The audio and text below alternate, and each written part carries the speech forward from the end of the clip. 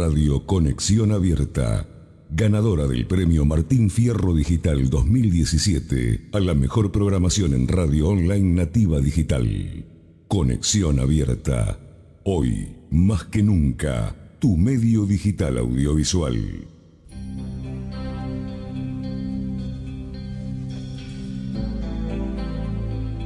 Gente Carina, un magazine radial pensado para vos y el cuidado de tu salud. Estilos de vida, arte, historias que inspiran.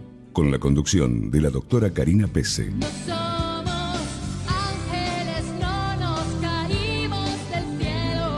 La gente que busca el amor verdadero. Hola, muy buenos días. Estamos en un nuevo programa de Gente Carina. Gente querida, desde su traducción en el italiano. Estamos en vivo. Muy buenos días, Amalia. Hola, Cari, buen día. ¿Cómo estás? Un placer nuevamente comenzar con el nuevo ciclo de Gente Carina. Así es, mi amor, así es. Unas pequeñas vacaciones nos hemos tomado, unos pequeños días, y estamos nuevamente en vivo, transmitiendo desde Conexión Abierta, que fue la primera radio ganadora del Martín Fierro Digital. Y en la operación técnica y musicalización está a cargo de la señorita Julia Sánchez. La más, la número 1. Y te recuerdo que estamos en vivo, podés dejarnos tu mensaje a través de Twitter, @doctoracarina.pese, o podés llamarnos por teléfono a través del 011 si estás en el interior del país, y el teléfono es 43009470. Y quiero contarles a nuestra audiencia que vamos a tener un programa sumamente interesante y que lo habíamos anunciado ya en las redes con gran repercusión, ¿no, Amalia? así es, Cari. Y quería contarte que estar acá también es estar de vacaciones. Porque cuando uno hace lo que le gusta, es como estar de vacaciones. Es así, Amalia. Pero bueno, a veces hablemos del programa. Hablemos del programa de hoy, tal cual. Hoy va a estar con nosotros en el segundo bloque, mediante una entrevista telefónica, el profesor Daniel Nichenson, que es profesor honorario de neurocirugía de la Universidad de Yale, de la Mayo Clinic y de la Universidad de Minnesota. Jefe emérito de neurocirugía del Hospital St. Vincent Medical Center y staff honorario de neurocirugía de Bridgeport. Es una figura, un eminente profesor de neurocirugía argentino que está viviendo en los Estados Unidos, que se ha radicado desde muy joven y ha hecho toda una trayectoria magnífica y ha hecho toda una investigación de biografías de neurocirujanos. Y bueno, y así fue como llegó a la investigación de una temática muy importante que vamos a abordar en el día de la fecha, que es la operación secreta de Eva Duarte de Perón, que es la lobotomía. Qué interesante. Muy interesante, sí. Esta Sí. investigación que realizó este profesor, que debo decir que ha sido medalla de oro de la Universidad de Cuyo de Medicina. Fue el mejor promedio de su carrera y la medalla de oro en la universidad, en la Facultad de Medicina, que ha tenido Mendoza en toda la historia. Qué bueno. Para que el público también sepa quién es la persona con la cual vamos a estar conversando en este segundo bloque. Un privilegio, sí. Sí, la verdad que un honor. Yo había tenido la oportunidad de escuchar toda su disertación, que fue realizada en el Hospital Italiano de Buenos Aires. Tuve la oportunidad de conversar con él, con su esposa Goldi, que la verdad que encantadores ambos, muy amable. Y habíamos concertado en hacer esta entrevista telefónica que tan gentilmente accedió a realizar. Bien. Así que muy agradecida por eso, y quisiera que todo nuestro público esté atento a este segundo bloque, en donde vamos a poder escuchar toda su investigación. Interesantísimo. Y ustedes no se vayan, vamos a un muy breve corte comercial y a nuestro regreso la entrevista con el doctor Daniel Nichenson.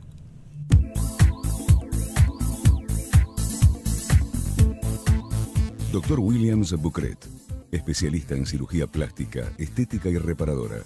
Creador de lipoescultura láser tridimensional y lifting facial mini invasivo láser. Miembro internacional de la Sociedad Americana de Cirugía Plástica, Sociedad Internacional, IPRAS. Sociedad Internacional IPRAS Iberoamericana. Sociedad Internacional Iberoamericana y Argentina, SACPER.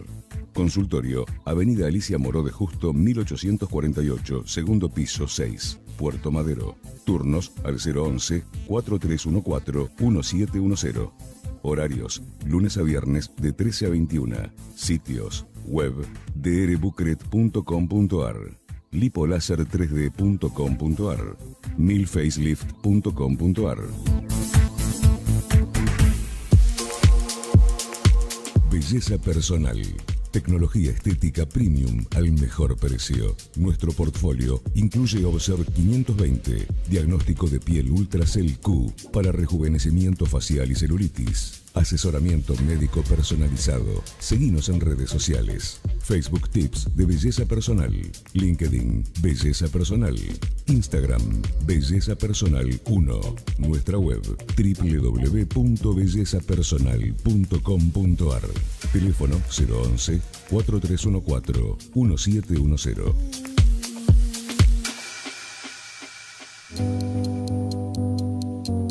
Farmacia Pelle, comprometidos con el cuidado de la salud de nuestros pacientes. Mediante un moderno sistema de trazabilidad aprobado por la ANMAT, seguimos los procesos de cada medicamento, desde los laboratorios hasta que llegan a manos del paciente. Seguridad farmacológica, transparencia, seriedad, calidez en la atención son nuestros valores. Atendemos obras sociales, prepagas, particulares, envíos a domicilio, horarios de atención, lunes a viernes de 8 a 12 y de 16 a 20, sábados de 8:30 a 12:30, ubicada en Catamarca 99, esquina Pellegrini, Concordia, Entre Ríos. Teléfono 0345-421-2605.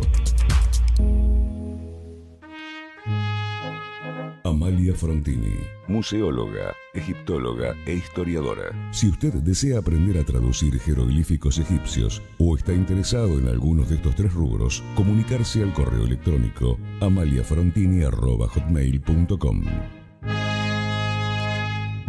Estás escuchando Gente Carina, el programa dedicado al cuidado de la salud, con la doctora Karina Pese.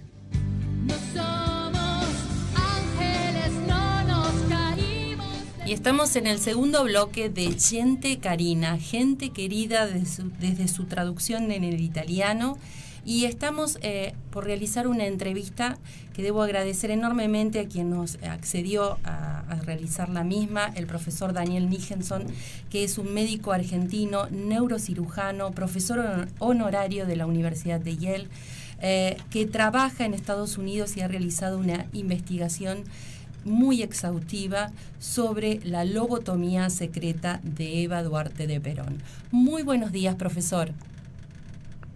Buenos días, doctora Karina Pelle.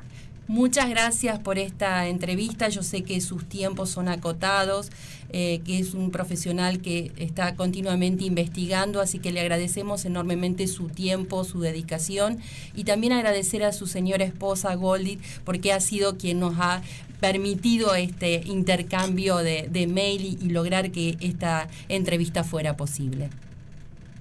Sus comentarios son muy amables. Muchas gracias. Muchísimas gracias, doctor. Y nosotros estábamos anunciando en nuestras redes sociales esta entrevista y comentábamos sobre la lobotomía que se realizó a la señora Eva Duarte de Perón.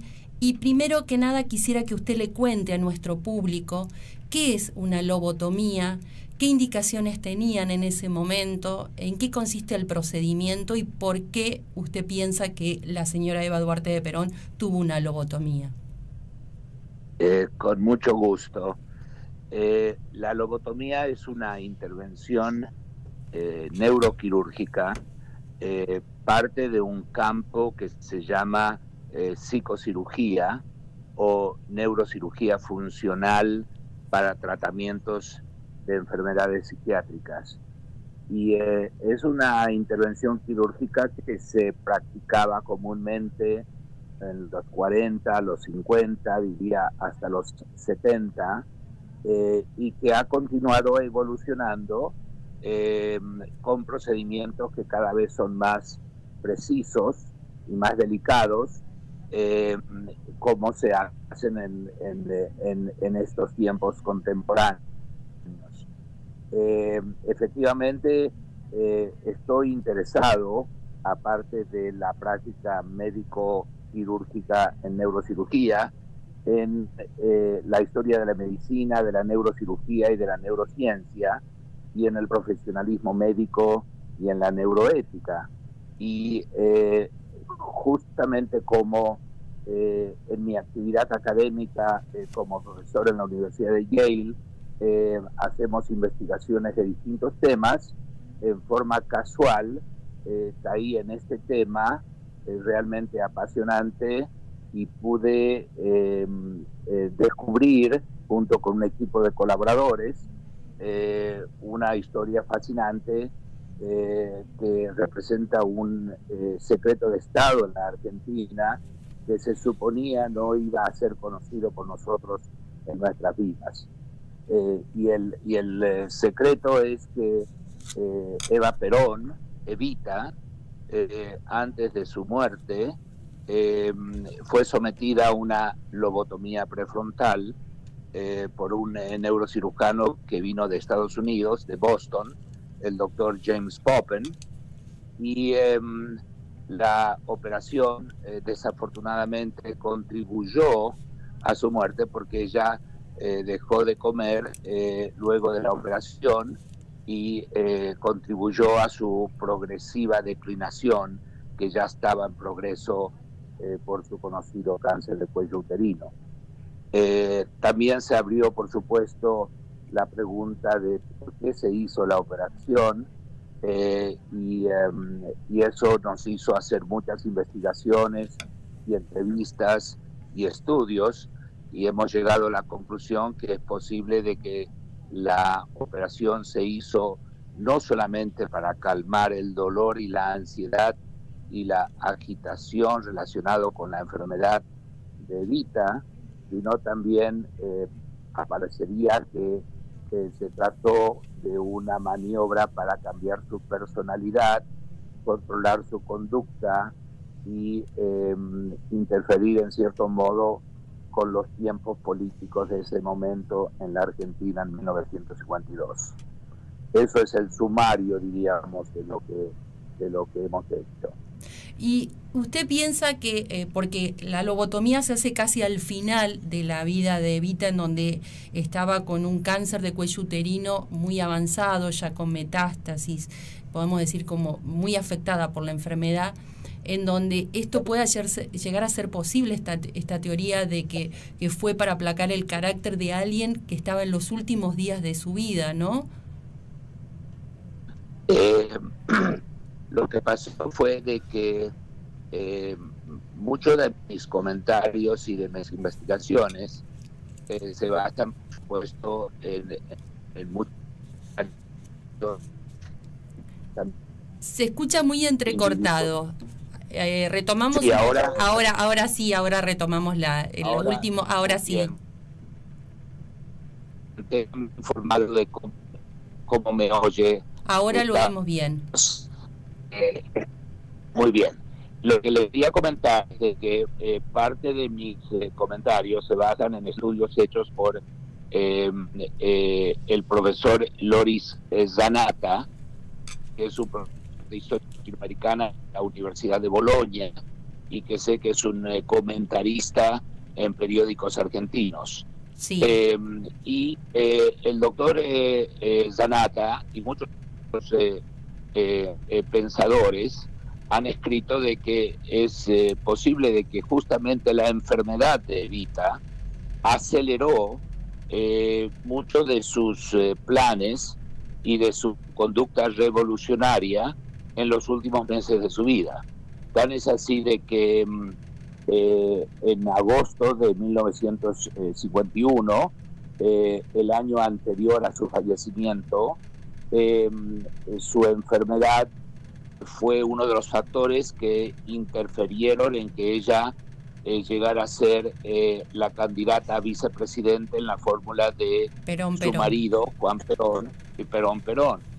Y ella, que quería un cambio brusco y rápido en la sociedad argentina, procedió a comprar armas de un vendedor de armas muy conocidos, que era el príncipe negro Bernardo de negro no en el sentido de color de su piel, por supuesto, de Holanda, que le vendió ametralladoras y armas, y ella comenzó a entrenar milicias en el norte, en el Chaco, en un lugar llamado El Cerrito, sin el conocimiento de su esposo y sin el conocimiento de las Fuerzas Armadas argentinas. Yo pienso de que, o otras gentes han pensado de que su enfermedad y ella darse cuenta, a pesar de que nunca se le hizo el diagnóstico o se le dio el diagnóstico de cáncer, ella evidentemente se ha dado cuenta de que estaba muriendo de cáncer metastásico,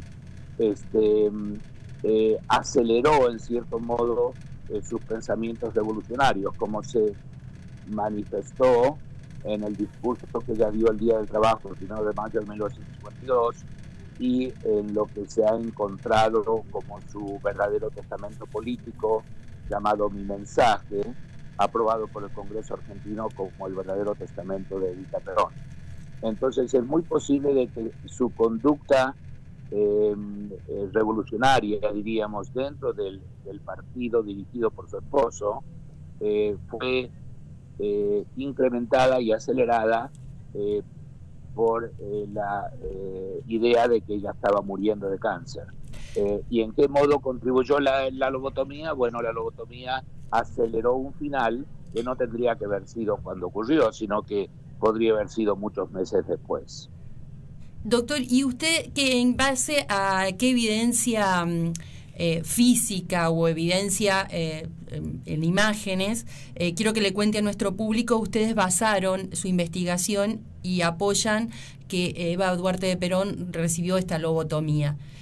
¿Cómo fue que ustedes encuentran estos indicios que ustedes hacen suponer esta teoría? Bueno, la historia en sí de los hallazgos es una historia sumamente interesante, incluso parece un caso médico forense o de detective, y como en muchas cosas en la ciencia y en la historia, caímos en esto en forma casual, como se dice en la ciencia, por serendipia. En el año 2010, un famoso neurocirujano de la Universidad de Johns Hopkins, que había pasado tiempo en la Argentina entre el 48 y el 54, tanto en Córdoba como en Buenos Aires, en el Costa Boero, el doctor George Utterhey, declaró antes de su muerte, en una entrevista que se le hizo en el periódico The Baltimore Sun, que él había sido parte de un equipo quirúrgico que había hecho una lobotomía prefrontal en Evita Perón. Y eso leímos con mucha atención. Cuando hablo en plural, nosotros, me refiero a mí y a una serie de colaboradores, y no había sido publicado en ninguna de las biografías oficiales de Evita, y yo personalmente, que pensaba, sabía mucho al respecto, no había leído y conocido personalmente del tema. Entonces, junto con un joven médico mendocino graduado de la misma universidad de la cual yo me gradué, la Universidad Nacional de Cuyo, un muchacho muy capaz, que en este momento está terminando su entrenamiento de neurocirugía en la Universidad de Michigan, en Ann Arbor, también en los Estados Unidos, el doctor Luis Sabastano. Juntos nos decidimos a tratar de confirmar o no las declaraciones del doctor Utterhey.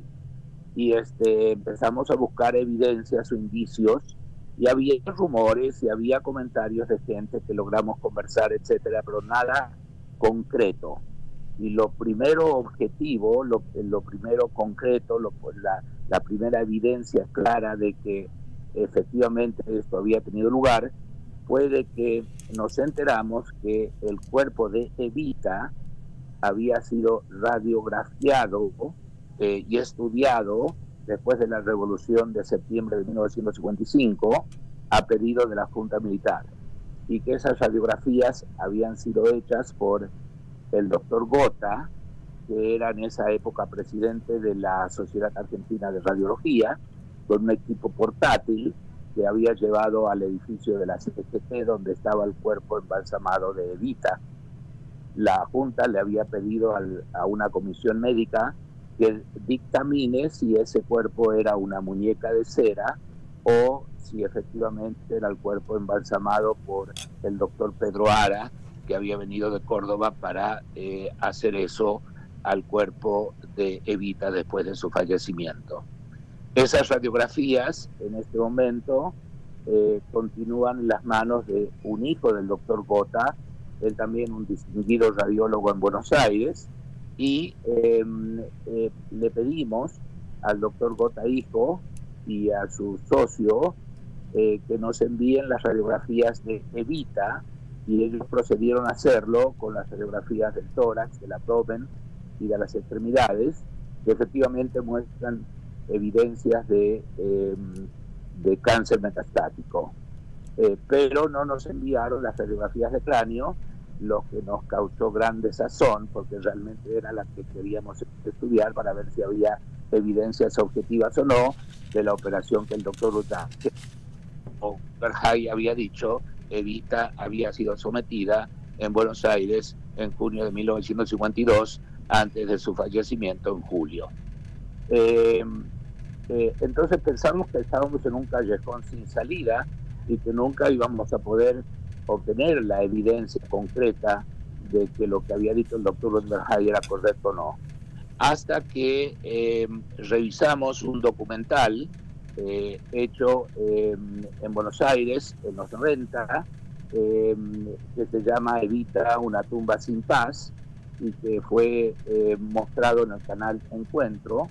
El documental dura varias horas, pero en un par de minutos dentro del documental vimos que habían radiografías de cráneo de Evita colgadas de negatoscopios, y pudimos extraer esas imágenes del documental y agrandarlas y cambiar contraste, y para nuestra sorpresa vimos dos imágenes radiolúcidas circulares a nivel de la corona, de la sutura coronal de la calota craneana, compatibles con trepanaciones o agujeros, como hacíamos en el pasado para proceder con la lobotomía prefrontal. Esa evidencia objetiva nos dio ánimo para continuar con la investigación, que nos llevó a entrevistar a la instrumentadora, a la enfermera que trabajaba con el doctor Poppen, que nos confirmó que la operación tuvo lugar. Nos llevó a hacer entrevistas con asociados al doctor Poppen en Boston, y después empezamos a encontrar más y más y más evidencia que efectivamente la operación había tenido lugar. Muchísimas gracias, muy claro, doctor, toda la información, todo lo que nos ha brindado. La verdad que muchísimas gracias y felicitaciones por este trabajo que ha sido publicado en numerosas revistas de la especialidad médica, en revistas indexadas de literatura médica, y que bueno, ha tenido repercusión en todos los diarios más importantes de la Argentina y del mundo. Muchísimas gracias, doctor, muy amable, muchas gracias por su tiempo. Le damos un cordial saludo desde la Argentina. Muchas gracias, y quería agregar como un comentario, sí, cómo no, de que versiones en castellano y en inglés narradas por mí pueden encontrarse en YouTube, donde las puse a propósito porque quiero aclarar que mi objetivo es un mensaje político y no tengo conflictos de interés, y con mi único objetivo ha sido buscar la verdad, y la verdad no tiene que doler y puede ser interpretado de distintos modos, pero es parte de la historia argentina y parte de la historia de la medicina. Y también quiero repetir que todos los comentarios tienen que tener en cuenta el lugar y el momento histórico en que todo esto tuvo lugar. Claro. La medicina cambia, el modo como nosotros, y parte de mi interés también ha sido, como he comentado, el profesionalismo y la ética médica y la ética de neurociencias, y es un tema que discutimos continuamente no solamente aparte de la historia de la medicina, sino de qué es lo que se puede hacer, qué es lo que no debemos hacer y cuáles son los límites que tenemos que ponernos como profesionales de la salud al tratar nuestros pacientes. Exactamente. Soy yo el que estoy agradecido por la entrevista, porque me parece muy loable su trabajo y me parece muy interesante su interés de difundir a la audiencia estos hallazgos. Muchísimas gracias, doctor. Y como usted bien dijo, usted tiene en el canal de YouTube toda una disertación en donde está grabado con imágenes, su voz, que dura aproximadamente 1 hora 30, en donde Correcto. Que no se la pierdan realmente, porque es maravillosa todos los datos históricos y detalles minuciosos de esta investigación que usted ha realizado. Felicitaciones, doctor. Muchas gracias, muy amables y muy buena suerte. Esperemos que cuando vuelva a la Argentina tengamos la oportunidad de tenerlo en vivo acá en el estudio. Muy buena, gracias, doctora Pelle, muy amable. Hasta luego, buenas tardes. Hasta luego. Estábamos en vivo conversando con el profesor Daniel Nijenson y nos estaba dando detalles impresionantes con respecto. Y hago un pie en lo que él decía, de esto en el momento histórico y en esto de la ética.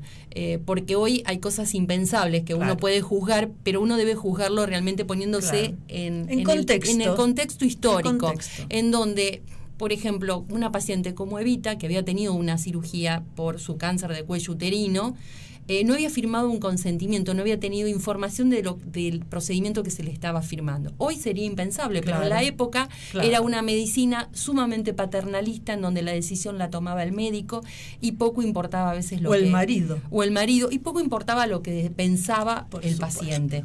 Hoy es impensable en una medicina que está centrada como debe ser centrada en el paciente. Gracias a Dios. Gracias a Dios. Y con esto nos vamos a un muy breve corte comercial, pero no te vayas, porque Amalia nos tiene que contar una investigación también inédita que ella ha realizado sobre Eva Duarte de Perón.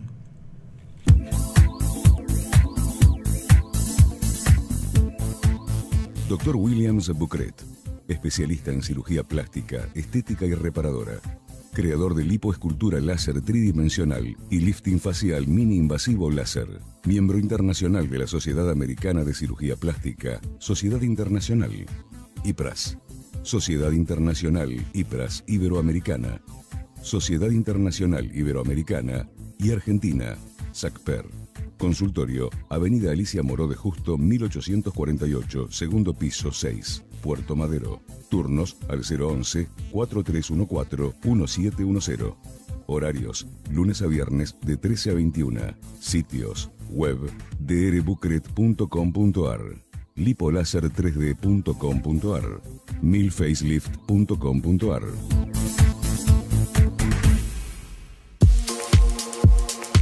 Belleza personal.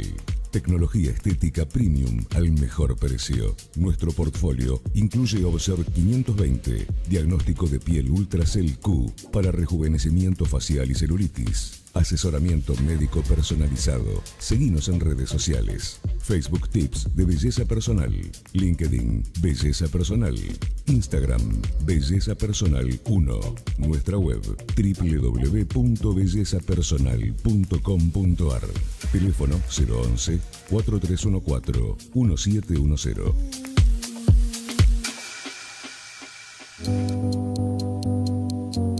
Farmacia Pelle, comprometidos con el cuidado de la salud de nuestros pacientes. Mediante un moderno sistema de trazabilidad aprobado por la ANMAT, seguimos los procesos de cada medicamento desde los laboratorios hasta que llegan a manos del paciente. Seguridad farmacológica, transparencia, seriedad, calidez en la atención son nuestros valores. Atendemos obras sociales, prepagas, particulares, envíos a domicilio, horarios de atención, lunes a viernes de 8 a 12 y de 16 a 20, sábados de 8:30 a 12:30, ubicada en Catamarca 99, esquina Pellegrini, Concordia, Entre Ríos. Teléfono 0345-421-2605.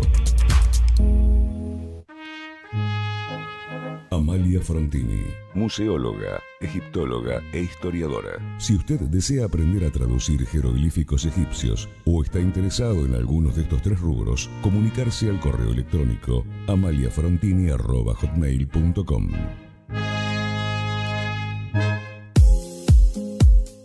En Gente Carina nos importa saber de vos.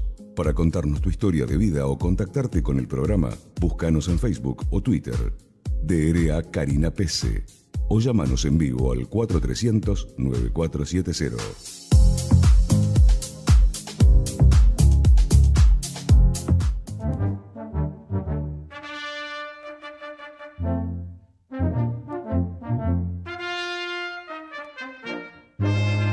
¿Sabías que en Gente Carina te contamos sobre la historia de la medicina y del arte en la voz de la licenciada Amalia Frontini, museóloga, egiptóloga e historiadora?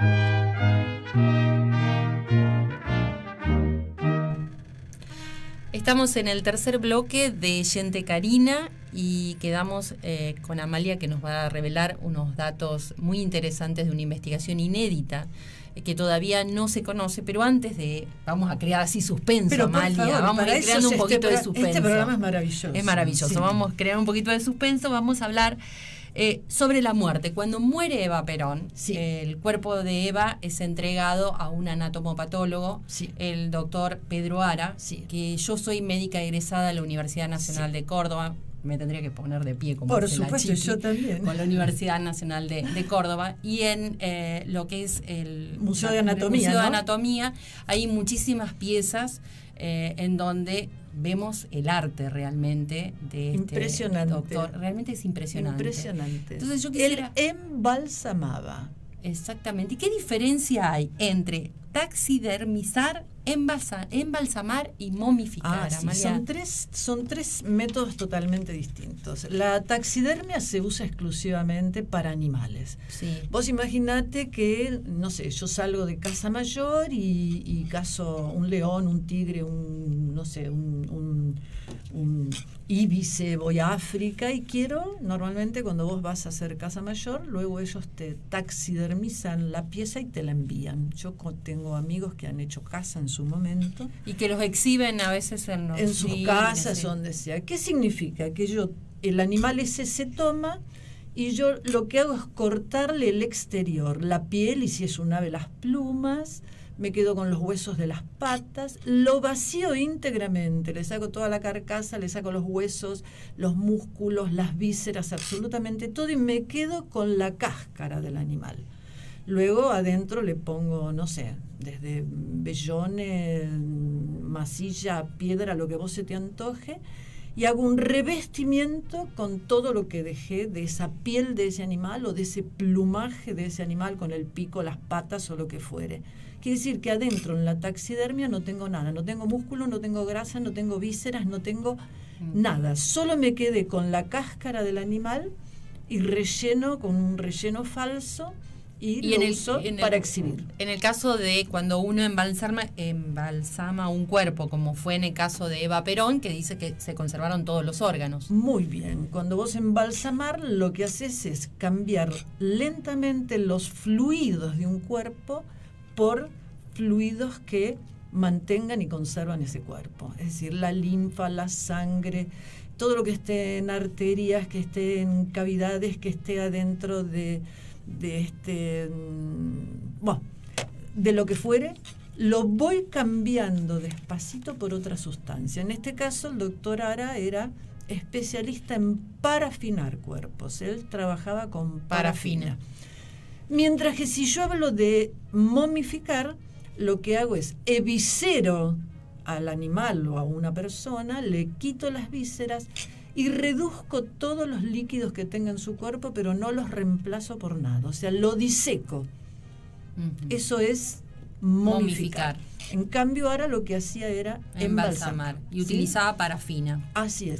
Él era español y era un hombre que aprendió toda esta técnica de embalsamamiento en Alemania, porque se dictaban clases a profesionales distinguidos del mundo, que eran los que se iban a encargar en la Primera Guerra Mundial de embalsamar a los grandes militares que murieran en esa guerra.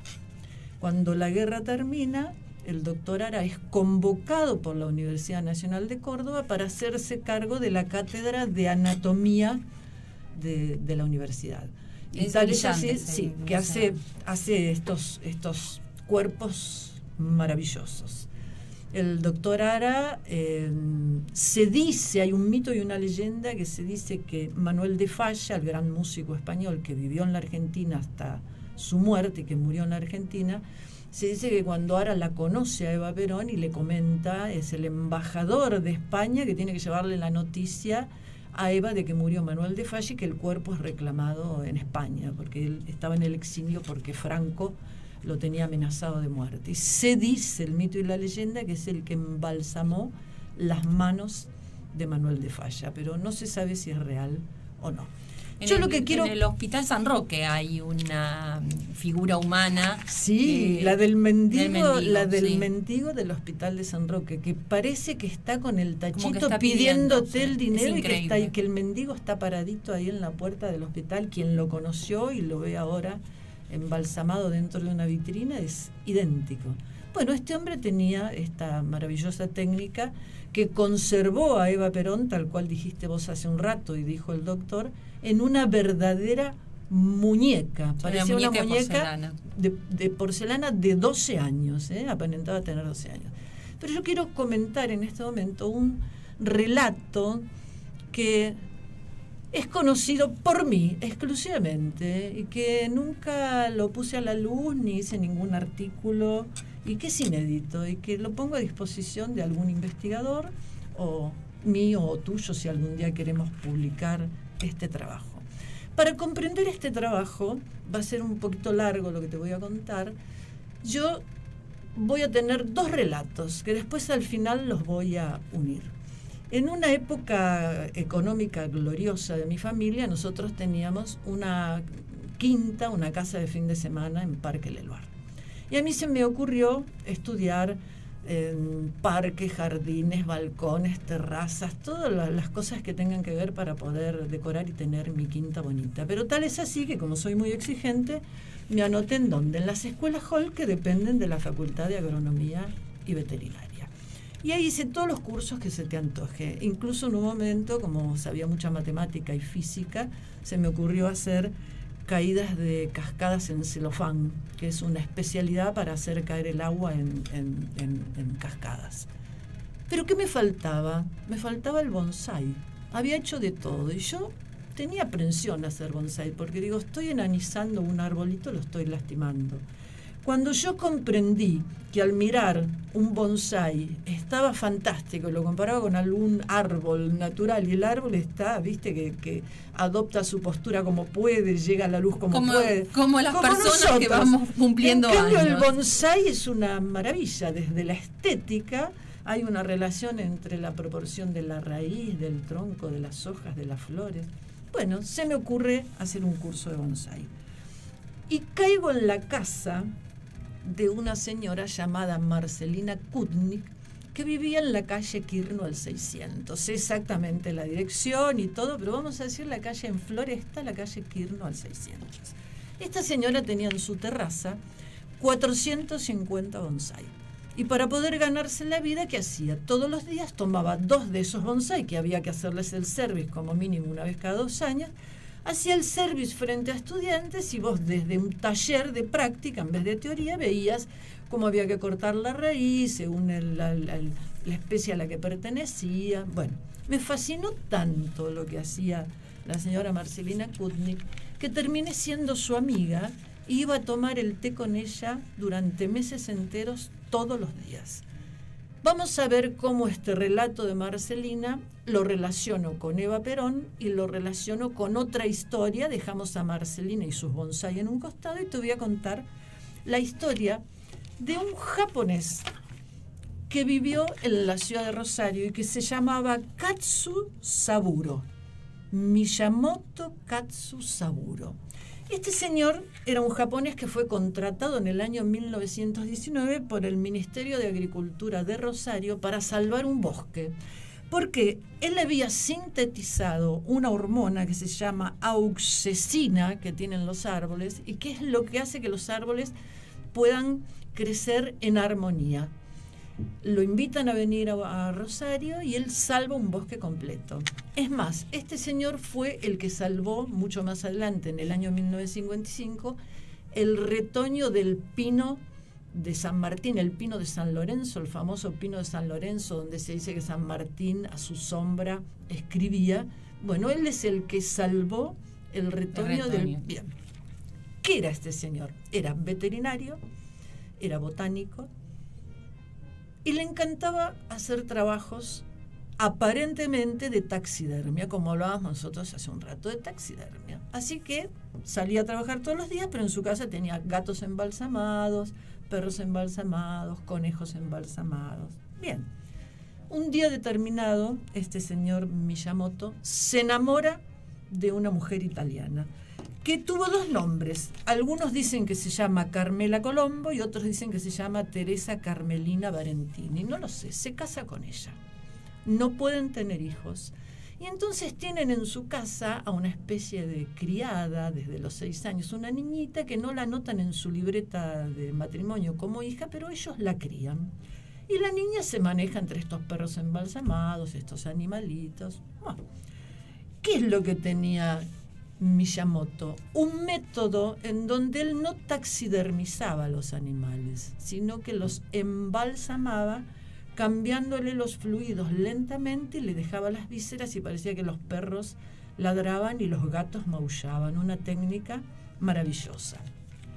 La historia es que cuando Eva Perón se enferma, y esto es lo inédito de esta historia que estoy contando, Eva Perón se enferma, Miyamoto recibe la visita de 4 hombres de Estado en secreto que asisten a su casa y que, muy ceremoniosos, le ofrecen la posibilidad de que cuando Eva Perón muera, él sea el que se encargue de embalsamarla. El japonés acepta, porque la técnica de él era maravillosa, acepta, pero dice que él tiene que estar 2 años al lado de la señora Eva Perón sin que nadie lo filme, sin que nadie saque una fotografía y sin que nadie entre al lugar que ellos dispongan donde él iba a hacer su tarea. Le llega la historia a Perón y Perón... ¡Ay, perdón! Y Perón no acepta Estas cosas en vivo. Sí. Perón no acepta esta disposición del japonés y queda en la nada. Muy bien. La esposa de este japonés un día muere de cáncer. Y se dice, porque está en la literatura, que Miyamoto, el día que ella muere, que estuvo al lado de ella permanentemente, canjea el cuerpo por el cuerpo de una nena y se lleva a su mujer a su casa, a la noche, sin que nadie sepa nada. La embalsama durante 2 años y la tiene en su cuarto.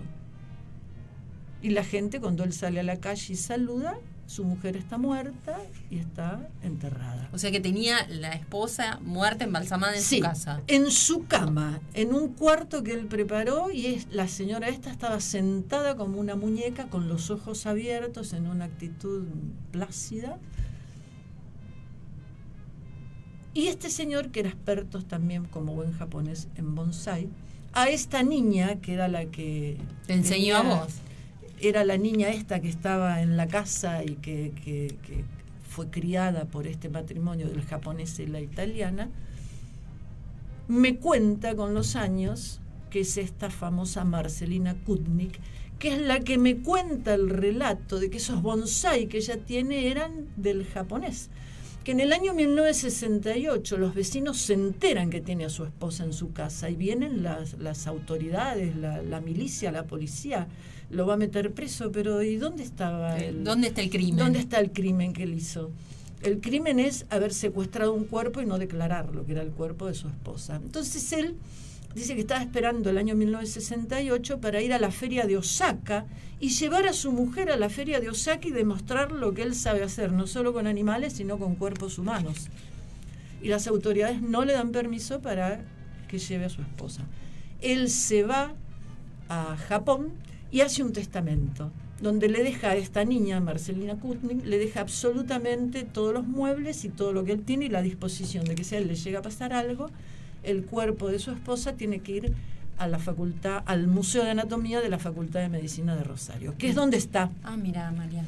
Mirá qué dato interesante. Aparentemente está deteriorada porque él tenía todo un mantenimiento para hacerle este cuerpo. Pero yo, cuando Marcelina en su momento me cuenta que ella todas las mañanas agarraba un plumero por orden de su papá, bueno, que su papá viaja a Japón y muere en Japón, y es más, a él lo creman, o sea, él desaparece, pero ella tenía el testamento de este padrastro o tutor o encargado, a pesar de que ella mantenía su apellido, y que ella recuerda que por orden de Miyamoto plumereaba a su mamá todas las mañanas. Y que ella no se impresionaba porque desde chica estaba acostumbrada a ver a esa señora que la había criado, y a los perros y a los gatos y a todos estos animales, y que ella recuerda perfectamente bien, y me lo narró a mí, la historia de cómo los representantes de Perón fueron a pedirle a Miyamoto que embalsamara el cuerpo de Eva. Esto es inédito, este relato. Maravilloso. Siempre conseguís algo que para el programa Pero aporta un montón. es inédito porque me fue contado Sí. a mí personalmente, y jamás me imaginé que era interesante contarlo.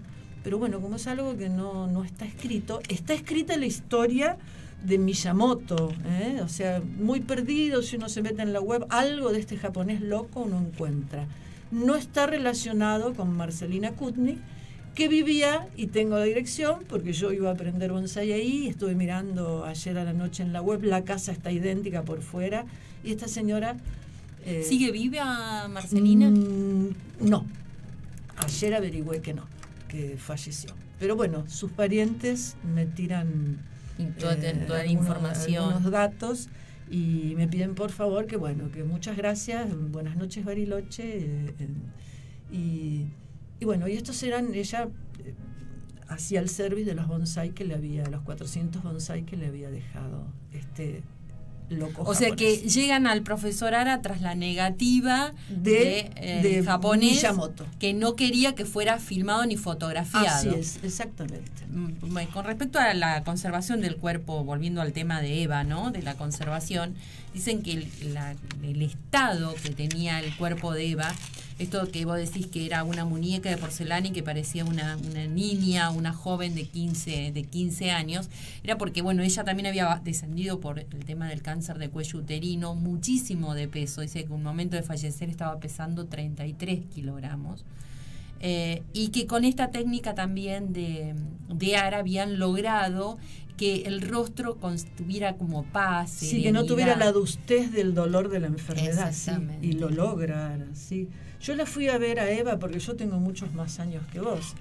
Yo fui a ver a Eva y a Perón, los dos cuerpos de ellos, cuando estaban exhibidos en la quinta de Olivos. ¿En la Quinta de Olivos? Sí, en la Quinta de Olivos. Muy poco tiempo. Muy poco tiempo, porque después los separan y bueno, el cuerpo de Eva después termina descansando y en el esto, panteón que vos lo sabes muy bien, Cari, de que esto de que parecía una muñeca dio lugar a qué cosa.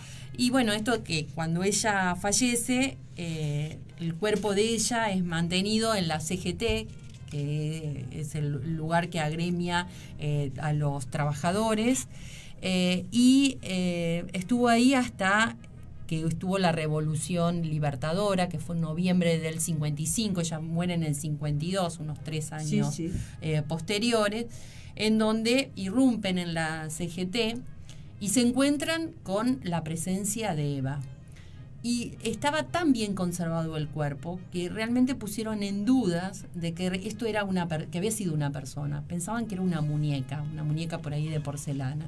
Entonces decidieron llevarse el cuerpo y hacen toda una investigación. De acá es de donde saca el material el doctor Nichenson, que son estas radiografías. Él habla de que hablaron con el doctor Bota Hijo, que fue el padre quien hizo la radiografía del cuerpo de Eva, y confirmaron que era realmente un cuerpo humano. Pero para certificar que era Eva, le sacaron una parte de un dedo para tomar las huellas dactilares, sacaron un pedazo de la oreja, hicieron algunas mutilaciones sobre el cuerpo. Y el cuerpo de Eva termina desapareciendo. y empieza a rotar por distintas partes de la ciudad de Buenos Aires. Bueno, ahí vos ya nos puedes contar un poquitito más. Sí, no solo rota por la ciudad de Buenos Aires, sino que en un momento determinado, Lonardi, pero será de Dios, y yo puse apagamos el apagar. celular. Sí, pero es que lo apagué.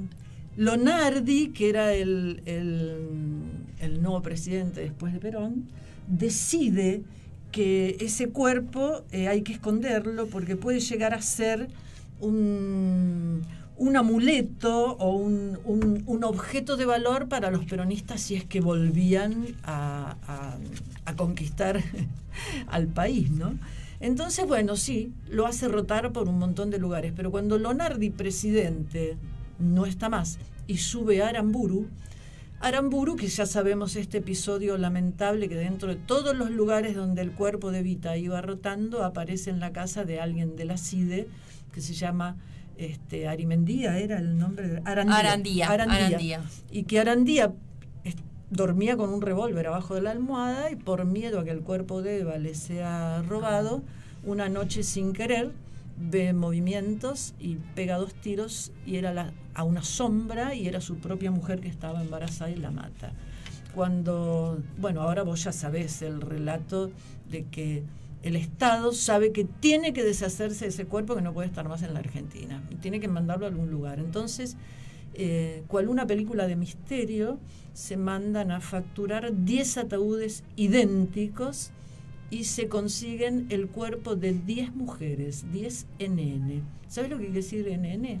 No, Amalia. No name, o sea, quien no tiene nombre. Entonces, se colocan estas 10 mujeres, de las cuales una, al azar, es Eva, que adoptó el nombre de María Maggi de Magistri, le pusieron ese nombre. El que tenía que llevar el ataúd, un séquito que tenía que llevar el ataúd a distintos cementerios del mundo, nunca supo si el que llevaba el cuerpo de Eva. La historia es que Eva aparece en Bonn, Alemania, aparece en Bélgica, hasta que después es depositada en un cementerio en Milán. Pero todo este relato que yo te acabo de hacer, yo me baso exactamente igual que el doctor en un libro que escribió Sergio Rubín, que se llamó, y te lo voy a leer, Secretos de Confesión. ¿Cómo y por qué la Iglesia ocultó el cuerpo de Eva Perón durante 14 años? De la editorial Vergara. Es un libro muy interesante que da muchísimos detalles y aparentemente la Iglesia y el Papa de ese momento, que era Pío XII, estaba involucrado en saber dónde estaba el cuerpo, de qué se trataba. No lo firmó oficialmente, pero como que dio la venia para que se hiciera toda la operación. Porque sabía que en realidad iban a conservar el cuerpo, porque el cuerpo, parte de los militares querían destruirlo. Sí, querían destruirlo para que no sea un objeto de bandera por parte de los peronistas. Entonces, en parte, esta misión de llevar el cuerpo a Milán, que es donde termina finalmente, es como para protegerlo de que no sea destruido. No sé cómo estamos de tiempo. Ya nos quedan pocos minutitos. ¿Cuántos son pocos minutos? 3 minutos. 3 minutos. Bueno, otro día, si gustás, podemos hablar desde el punto de vista de los objetos museológicos de Eva Perón. Porque lo interesante y por qué se cree que la Iglesia estaba involucrada, porque cuando Eva Perón llega a Puerta de Hierro, o sea, a Perón le faltaba poco tiempo para que venga a Argentina y se haga cargo del gobierno, habiendo ganado Cámpora, que era su representante, el doctor Cámpora, que era dentista, que era su representante. Llega el cuerpo a Puerta de Hierro, donde Perón vivía con su esposa Isabelita. Y el cuerpo viene envuelto en un sudario que yo lo vi, invito a todo el mundo a que lo vaya a ver, un sudario tejido en hilos de seda en color celeste y blanco. Escuchamos de fondo No llores por mí, Argentina. Sí. Un sudario maravilloso que fue hecho por unas monjitas de un convento de Madrid y envolvieron el cuerpo, o sea, lo sacan desde un cementerio NN en un lugar, en una lápida, con una lápida que no decía nada, en un lugar humilde y pobre, y el cuerpo es llevado a Puerta de Hierro. Y Perón, junto con López Rega y su mujer Isabel, convivieron con el cuerpo de Eva Perón bastante tiempo, hasta que él viene para Argentina. La historia que ese sudario, Perón le deja todos los objetos de Puerta de Hierro a un hombre que fue su colaborador, que se llamó Antonio Mario Rotundo, que cuando Perón muere, él decide todos esos objetos que están en Puerta de Hierro, que alguien los compre y se haga una exposición itinerante.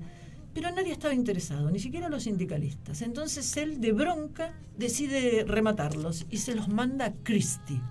Los objetos caen en la empresa Christie y cada vez que el martillo bajaba había un montón de gente que se notaba prácticamente se vendió por teléfono.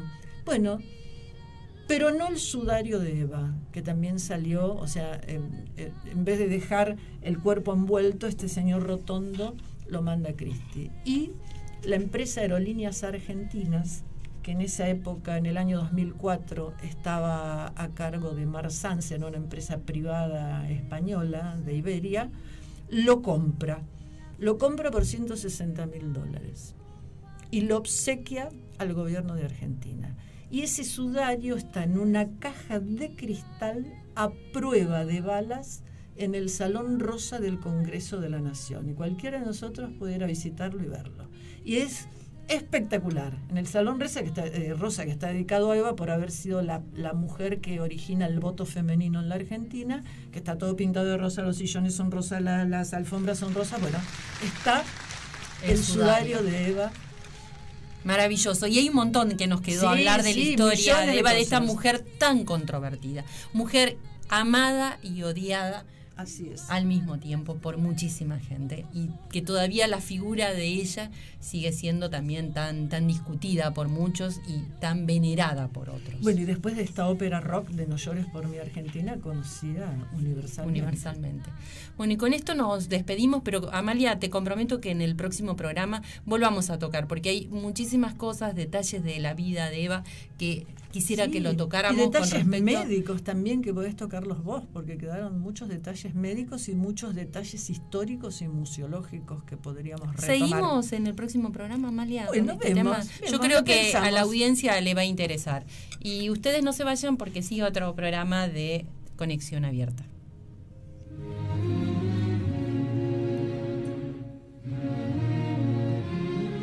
Gente Karina.